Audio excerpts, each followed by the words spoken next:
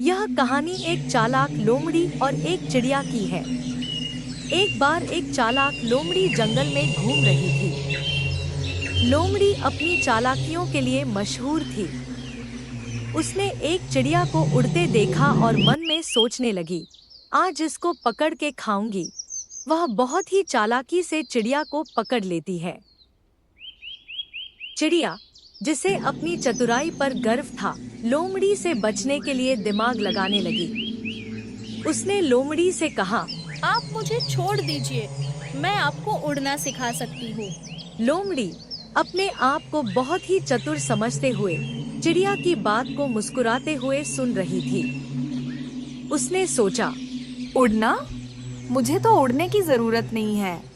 तब चिड़िया ने कहा, अगर आप उड़ना सीख गए तो उड़ते हुए जंगल में किसी को भी पकड़कर आहार बना सकते हैं। चालाक लोमड़ी चिड़िया की बात मान जाती है। चिड़िया ने लोमड़ी को ऊंचे पहाड़ पर ले जाकर कहा, पहले मैं आपको उड़ के दिखाऊंगी, फिर आप उड़ना। चालाक लोमड़ी बोलती है। मेरे पास तो पंख नहीं है, मैं कैसे उड़ पाऊंगी?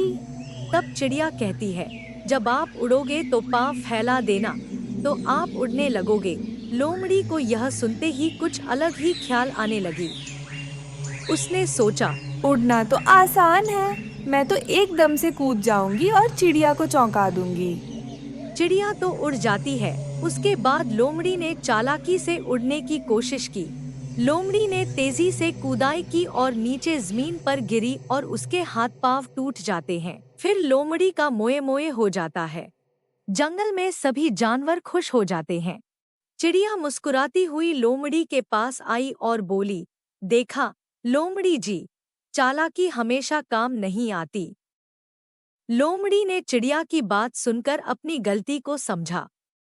उसने चिड़िया से कहा, तुम सही कहती हो चिड़िया, मैं हार मानती हूँ और अब से घमंड नहीं करूंगी। बच्चों, इस कहानी से हमें यह सीख मिलती है कि हमें हार नहीं माननी चाहिए और चाहे हमें जितना भी चालाक लोगों से सामना करना पड़े, हमें अपने आप पर भरोसा और शांति से खुद पर यकीन करना चाहिए। Subscribe this channel for more updates.